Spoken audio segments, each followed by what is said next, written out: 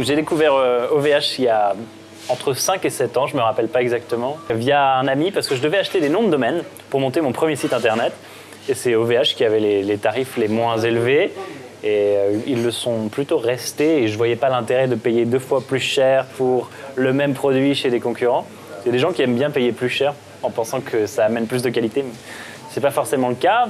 Suite à ça, j'ai fini par prendre un hébergement mutualisé pour mes sites internet, puis un serveur dédié, et puis de la DSL et du SDSL pour des clients.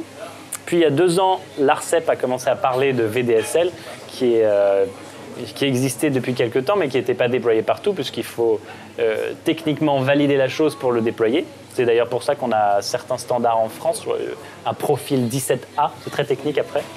Et moi, j'avais un client qui avait de l'ADSL, un hôtel, qui sert pour fournir du Wi-Fi dans les étages, donc à leurs propres clients. Et c'est vrai qu'en ADSL, 30 chambres ou 40 appareils connectés, puisque chacun en a au moins 2, ça fait un goulot d'étranglement qui est finalement assez réduit. Et on a donc l'occasion de passer de 12 à 70 mégas si on les passait au VDSL. Et ils étaient éligibles. Donc je me suis dit que j'allais les passer sur ça. On a passé commande et 5 jours après, on a reçu la box. Et donc l'hôtel m'appelle en disant « On a reçu la box, viens l'installer ». Je dis « Attendez, vous avez reçu la box, ça ne veut pas forcément dire que l'accès est opérationnel ». Et puis juste après, j'ai reçu un mail qui disait « Votre accès est opérationnel ». Bon, d'accord, je passe pour un idiot. Donc le soir même, je suis allé installer. On a enlevé il y avait une Livebox à l'époque et qui coûtait même plus cher que l'abonnement OVH. Sauf que pour fournir un accès qui était moins rapide et d'un peu moins bonne qualité à mon goût. Donc le soir même, ils sont passés à 70 mégas. Une installation qui a pris un peu moins d'1 heure puisqu'on a un tout petit peu galéré au début. Un truc que j'aime bien chez OVH, c'est à la fois le côté geek, ça parle forcément à tous les gens qui aiment bien les technologies, mais c'est aussi le manager.